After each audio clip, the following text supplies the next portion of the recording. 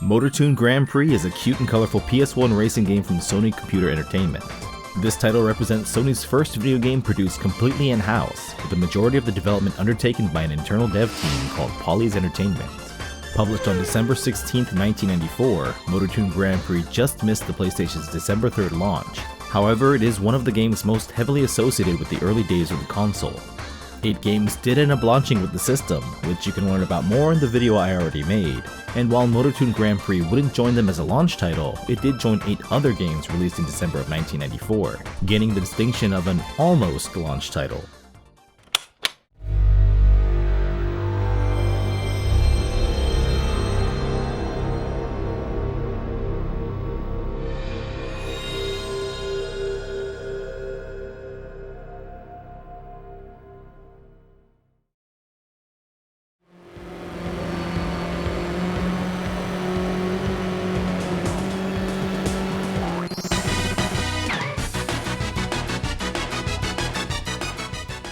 This video will take a look at all of the games that were almost launch titles for the PlayStation, an odd and varied mix of genres not unlike the launch lineup, but before that, let's go a little further down the track with Motor Toon Grand Prix. Compared to other racing games, it has a rather limited selection of playable cars and tracks. The races include the daring and dashing Captain Rock, the cute Princess Jean, her robotic bodyguard Bullbox, the alien twins Raptor and Raptor, and the mafia-esque Penguin Brothers. Each character's vehicle has a different way of handling, with some meant for beginners and others meant for advanced players, though Bullbox stands out as the best of them all to me. There are only 3 courses to race on in Grand Prix mode, the single-player mode, the first being one fairly grounded in reality, Toon Island. The other 2 courses, however, are quite unconventional both regarding their looks and layouts, sporting surreal landscapes that can only be described as borderline experimental. There are different tracks for the 2 split-screen multiplayer modes, Match Race and Dual Race, and any track in the game can be selected to race on in Time Trial mode. Motor Toon Grand Prix's poppy, cartoonish look is the unmistakable work of famed Japanese illustrator Susumu Matsushita, whose American-esque style of art had been a common sight in the gaming world in Japan since the 1980s. Up until 1994, his illustrations and character designs graced the boxes of various video games such as Adventure Island and Elfaria, though he is probably most well known from his role as the cover artist of the Famitsu family of video game magazines. Surrounding the PlayStation's launch in Japan, Motor Toon Grand Prix was portrayed as a showcase title for the system, featured heavily in magazines, promotional videotapes, and demo discs. The game's de facto main character, Captain Rock, was used as a kind of early mascot character for the PlayStation brand, and the Penguin Brothers ended up being official-unofficial mascots for the PlayStation-centric publication Famitsu PS for some time. Many people know of the impressive T-Rex PS1 tech demo from the system's early days, but there are other similar demos that tend to get forgotten about, including one of Captain Rock specifically showing off facial animations.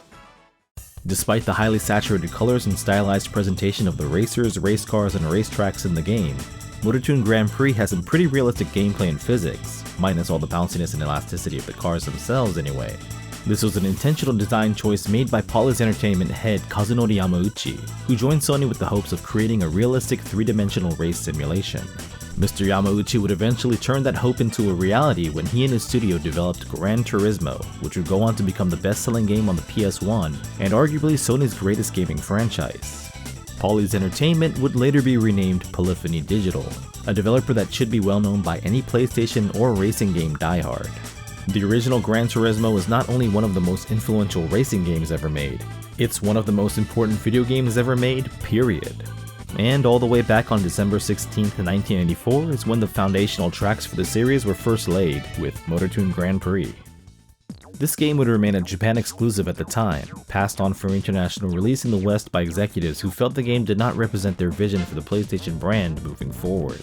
And in all honesty, I can understand why that was the prevailing feeling then, with attempts being made to move away from the perceived kiddie image of 16-bit console video games. Additionally, while the game was fun and had a lot of character, no pun intended, I swear, a lack of necessary development time led to a product that even the dev team wasn't completely satisfied with. The rush to get the game out to market on time is apparent when looking at the instruction manual, which includes screenshots of beta gameplay with much simpler graphics.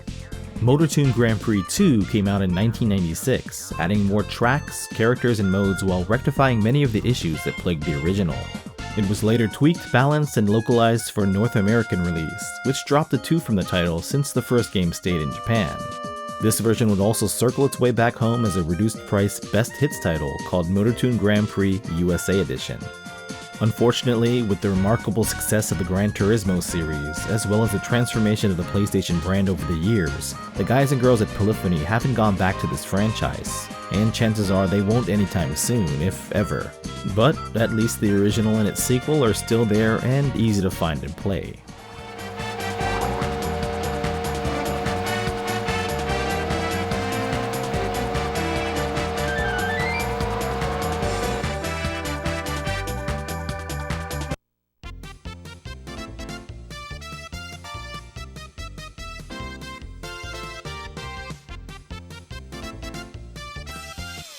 Two new PlayStation titles were released on December 9th, 1984, just a week after the PS1's launch. The first of these is Twinbee Taisen Puzzle-dama, Konami's second game for the PlayStation, which is, as its name suggests, a puzzle game featuring the wonderful characters and world of the Twinbee shooting games. The original Taisen Puzzle-dama was an arcade game that came out earlier in '94 with visuals and gameplay similar to Sega and Compil's extremely popular Puyo Puyo series. Two types of balls will drop down from the top of a game field, large ones as well as smaller ones that are trapped in a cube. Matching 3 or more of the large balls will clear them from the field and send them over to an opponent as the smaller trapped balls. The smaller balls need to be freed before they can be cleared, which happens if larger balls are cleared next to them.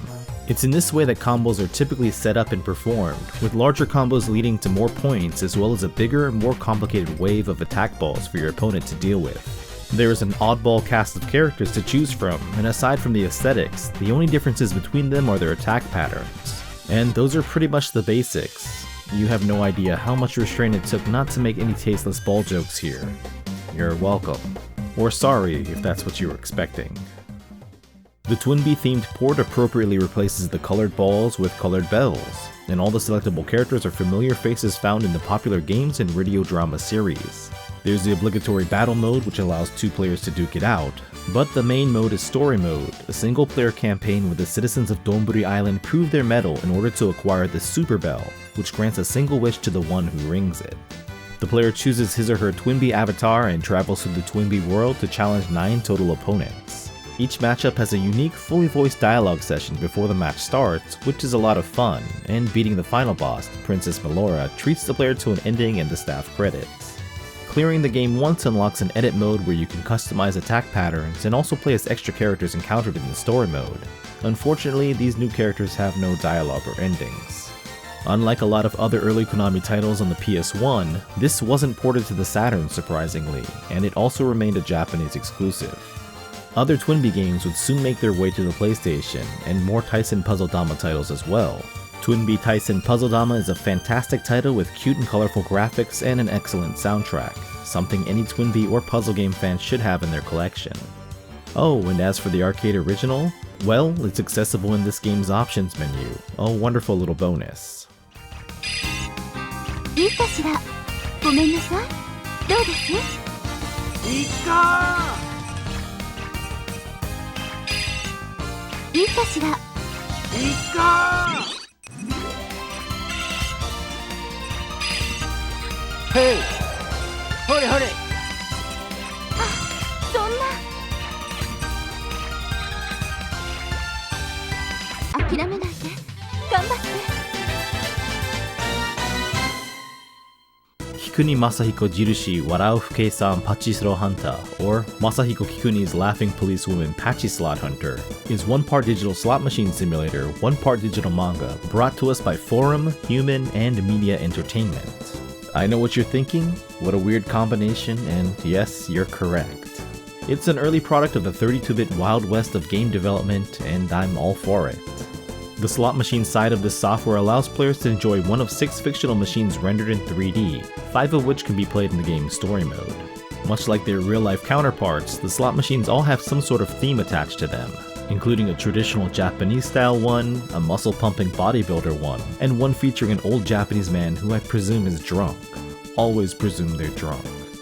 An in-game glossary of Pachislot-related terms is included for newbies to study up on so they can succeed in their reel-spinning adventures. And apparently there's much more to winning big in the slot game than sheer luck in finding machines calibrated for better payouts. Honestly, I had no idea. You'll have to get good at playing slots fast if you want to fully enjoy the story mode, as it's a multi-branching digital manga whose narrative changes depending on whether or not you can achieve a target amount of metal coins between stages.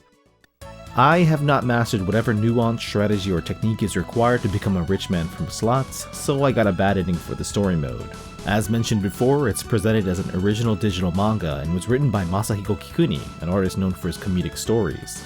Machiko Kaneda is the star of this gambling tale, a beautiful 25-year-old female cop who came into adulthood during the bubble economy. Her police salary isn't enough to keep her afloat, so she relies on slot machine winnings to help out. Though she's mostly worried about getting up there in years, so she desperately wants to find a rich man to marry. The story is full of 90s style humor that may not translate well to a modern audience, but it's pretty harmless fun in my opinion. Anyway, completing the story mode gives the player a password where he or she can rewatch the events of the journey. If all this sounds like fun to you, then maybe you can do what I couldn't and help Officer Kaneda find the man of her dreams. And you also might be a weirdo, but that's okay.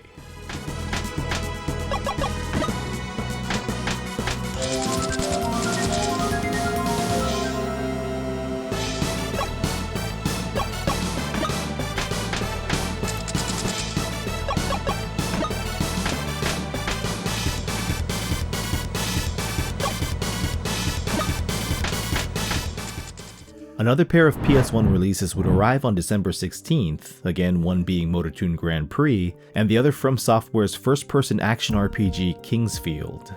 One of the most notable early titles for the system, Kingsfield transported players into a dark, atmospheric fantasy world completely rendered in 3D. What makes it even more impressive is that it was From Software's first video game, the one that paved the way for their later fantasy titles like Dark Souls and Elden Ring. While Crime Crackers is technically the first RPG for the system, Kingsfield is the first to really feel like one in a traditional sense, with all the classic features of a role-playing game such as experience points and leveling, HP, MP, and multiple offensive and defensive stats, status ailments, interaction with NPCs, swords, spells, and a lot of free exploration, all staples of the genre. The size of the game world was quite large for a console game in 1994, featuring 5 descending floors and a royal mausoleum infested with skeleton warriors, giant spiders, lizardmen, spectral beings, golems, wizards, a collection of rogues straight out of classic fantasy casting. Anyone who's played a few From Software games over the years is probably familiar with some form of the Moonlight Greatsword, and it was in this title way back in 1994 where the Blue Blade made its first appearance. Kingsfield was released in the West, but that release wasn't this game, as this one remained a Japan exclusive. Rather, it was the 1996 sequel Kingsfield 2 that came out in North America.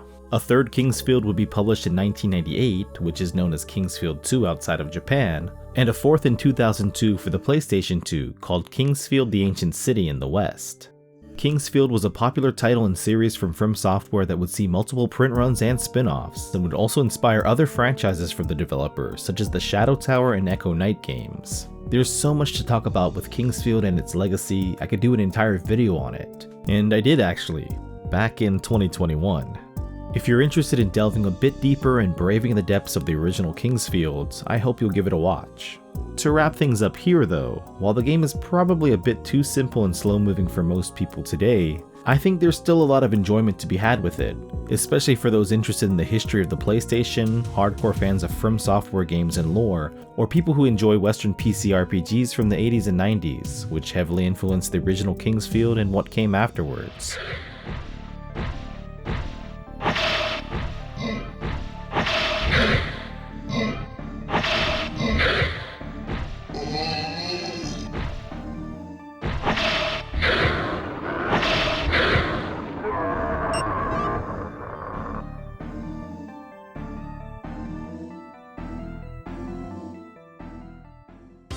December 22nd was the last day in the month that brought with it PlayStation releases, and it was a big day with 5 new games to end the year and this video. Falma Hanta Raimu Special Collection Volume 1, or Jewel Bem Hunter Lime as it's known in English, is an adventure game published by Asmec and developed by Silence that is presented just like a TV anime from the era. It's a collection of 4 episodes of a popular episodic Japanese PC adventure series originally distributed through Soft Vendor Takeru machines. The player controls either the titular Lime or her male associate Birth, a pair that in spite of their youthful appearance are actually ancient beings from the demon world. Along with their cute mascot character-like companion Poogie, they've come to Earth in the human realm in order to recover 6 stolen magic spheres that turn into bug-eyed monsters, BEM, causing trouble and hilarity when they do. The story, characters, and presentation of Homa Hunter Lime are like a perfect culmination of 90s anime, with comedic and risque imagery and tropes found in so many animated TV shows and movies from the time. So basically, probably not for people with more modern sensibilities. Lime is a total babe and brings on the cosplay and fan service with zero sense of shame. If you're thinking this looks just like Ranma 1/2, well, good observation, because the character designs are by Atsuko Nakajima, artist, animator, and illustrator who is responsible for the look of the Ranma TV series among many other projects, including several Rumiko Takahashi properties. Something else anime lovers may notice in this game is the voice of Lime, which is performed by Sakiko Tamagawa, a voice actress who has done so much work in anime over the years that if you've considered yourself a fan in the last 3 decades, you've probably heard her voice. Each episode or act can take from 15 to 30 minutes to complete and are sandwiched between an animated intro, outro, and preview of the next episode, adding to the feeling that you're really watching a television production. Progress is saved automatically after an episode is finished and can be replayed or just rewatched like a normal anime afterward. Since there are only 4 episodes, Homa Hunter Lime is a really short experience, and the adventure game aspect is quite simple and mostly linear. It was sold for 5,800 yen at the time, which seems quite steep in retrospect, though perhaps the novelty of it all in 1994 may have justified its standard game price tag for those who purchased it. Acts 5 through 8 can be played in Volume 2, which was published on the PS1 in the September of 1995, and 3 additional episodes are available in Homa Hunter Lime with Paintmaker that came out in 1997. All of the acts in Volumes 1 and 2 were also compiled in the Perfect Collection for the Sega Saturn in 95. The Saturn version's cover is slapped with the infamous yellow label, meaning the game is recommended for mature audiences. Developer Silence was well known for their PC adult titles that were published under the Sonya label, and while Homa Hunter Lime was made for more mainstream audiences, there are a healthy amount of scenes and scenarios that really come close to crossing the line regarding Sony's policies at the time on adult content, though it never gets crossed. Radio dramas for the series were already around by the time Lime came to consoles. However, in 1996 and 97, the fun and oddball characters of the games would be properly brought to celluloid with an OVA series. Anyway, if you don't mind a little bit of pervy fun, or straight up love it, and are a fan of adventure-style games, Homa Hunter Lime is an excellent game to pick up for the PS1. It's a real trip back to not real 90s Japan. こっちは初めてざますか？大丈夫。痛いのは最初だけざます。何をやってるんだ。さあ、入れるざます。まさか。痛い。てめえ、ライムに何しやがる。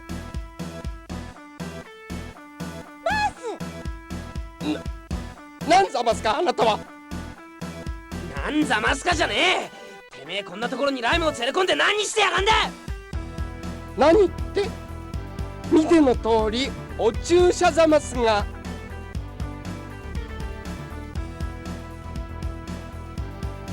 え？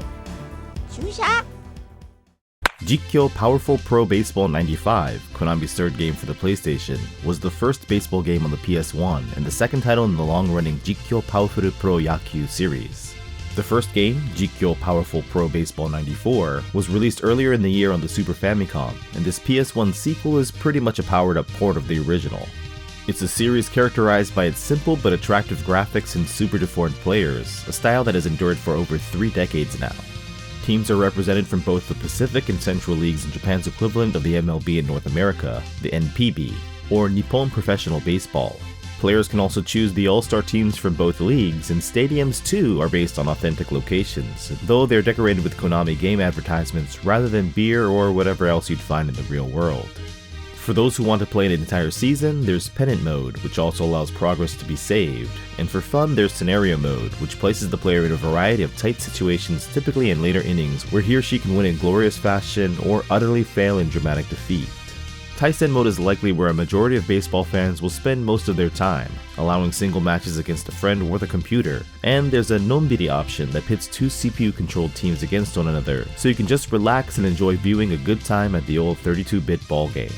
There are some minor differences between Japanese and American baseball, but for the most part, if you've ever played a baseball game, on the field or on a small screen, you'll be able to pick up and play Jikkyou Powerful Pro Baseball 95 with little to no issue. An updated version of this game came out in 1995, Jikkyou Powerful Pro 95 Kaimakuban, which would also be published for the Saturn, and the series remains one of the most popular and beloved sports video game franchises. In Japan, anyway. チェンジャー空振り三球三振6番レフトスティーブンスチェンジャー空振り打ちましたアウト取りましたアウト三者凡退 Geom Cube is a 3D puzzle game from Technos Japan, most well known as the team behind the Double Dragon and Kunio-kun games. It's essentially an updated take on the Tetris concept and a logical progression of the style with the leap to 3D. Almost the same game as Blockout, but with real polygonal graphics. Rather than a side view of the block dropping action, the game is played from a top-down perspective, flipping and shifting around 3D blocks as they slowly fall down. The pieces should be familiar to anyone who's played Tetris before, so basically that includes anyone who's ever picked up a game controller or game machine, but other, more complicated 3D blocks begin to appear at more difficult stages of the game. The main mode here is a single-player arcade-style competition against 8 CPU-controlled players, all 3D rendered and presented in dramatic fashion. Similar to most puzzle titles, on the left is the player side and on the right the opponents. Clearing a line of blocks will attack the other player, adding a row of blocks directly under those on the bottom row. The dimensions of the playfields vary between opponents, and I find the smaller the arena, the easier. However, don't expect any of the computer opponents to be pushovers. Compared to other competitive puzzle games I've played, I find that the difficulty ramps up very early on in Geom Cube, so much so that it can be frustrating and requires a bit of practice and a little bit of luck to even beat some of the first half of the roster of challengers. If the main mode proves too difficult, players can challenge themselves in finite and infinite mode, allowing them to set up match conditions and aim to score points, rush the clock, or just clear the game minus the relentless assaults from computer-controlled enemies. And perhaps the best mode of them all is playing in 2-player against a friend. Of all the almost launched titles in Japan, Geom Cube is the only one that saw a proper international release, coming out in North America, even getting the long box treatment initially. Anyway, final thoughts, I love Tetris, but I kind of hate this game, mainly because of the CPU players.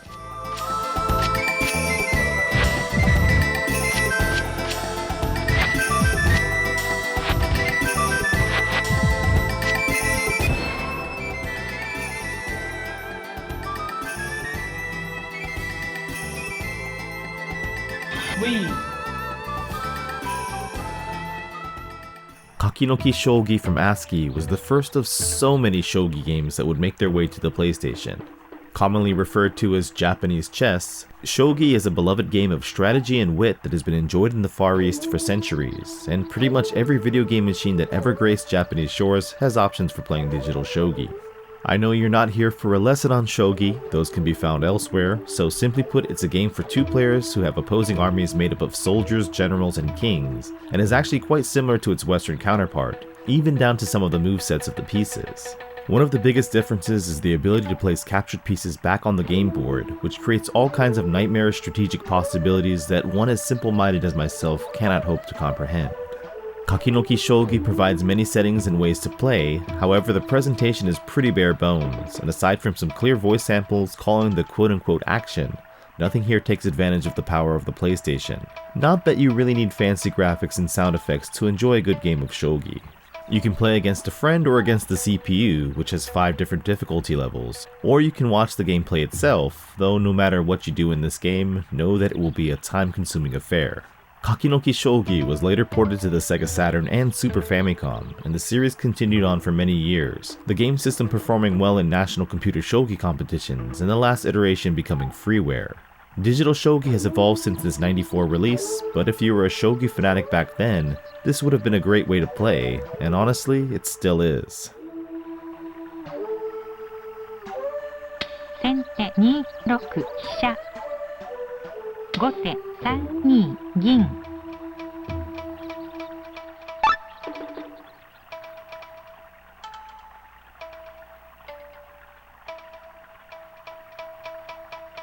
先手5、7、銀が最善です。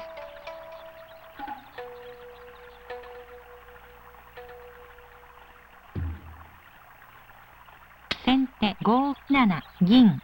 Twin Goddesses from Polygram was the first fighting game for the PlayStation. Yes, before Tekken and just before Battle Arena Toshinden. Despite being a Japan-only release, it's pretty well known because of its odd presentation and mix of anime-style characters and digitized actresses. And aside from being the first fighting game, it might also be the first weird game on the PlayStation. The story is explained in the intro, which is narrated in Japanese by popular actress and model Naoko Iijima, who also provides her vocal talents for the ending. Both are subtitled in English, most likely to give it a big Hollywood movie feel, and feature some amazing live-action video work. The peaceful planet and kingdom of Love Radiant is suddenly overtaken by evil when a terrible witch named Carmilla and her dastardly minions take out the king and envelop the land in darkness. The twin princesses of Love Radiant, Nina and Celine, are granted divine powers in order to take out these wicked invaders and restore peace to their world. The main mode of Twin Goddesses is Legend Battle, the story mode of the game, where only one of the two sisters are playable. Nina is a more physical combatant, and Celine is more suited toward magic. Yes, magic in a fighting game. There's more to Twin Goddesses' uniqueness as a fighter besides its looks, and one of them is the fighting system. 2 buttons perform light and heavy physical attacks, and another is used for magic. Special moves can be performed pretty much like any other standard 2D fighting game, but magic attacks deplete an MP meter located underneath the HP bar. Unless a magic block is performed by holding down the magic button while blocking, these attacks will cause a lot of damage. Another unique feature of the gameplay is the ability to earn money from physical attacks that connect in battle and go shopping in between rounds. These items have all sorts of effects from replenishing HP and MP, increasing max health and magic, attacking opponents, etc. Consumables can be used with the press of a button during a fight, giving the sisters the edge they need to defeat Carmilla and her 5 minions. They'll need all the help they can get to save their world, because playing on normal or higher is quite difficult, mainly because of balancing issues with certain characters. Yeah, f this guy right here. After beating the game and viewing the ending, you're treated to some behind-the-scenes footage of the actresses practicing for their digitization capture sessions, and are also teased with a to-be-continued message. And unfortunately, we're still waiting to hear from Nina and Celine again, as no sequels or spin-offs to Twin Goddesses were ever produced. It's a really interesting title for fans of the PlayStation or fighting games, and its unlikely publisher, hodgepodge visual style, and experimental approach to established game design makes it a great example of how special the early days of the PlayStation were.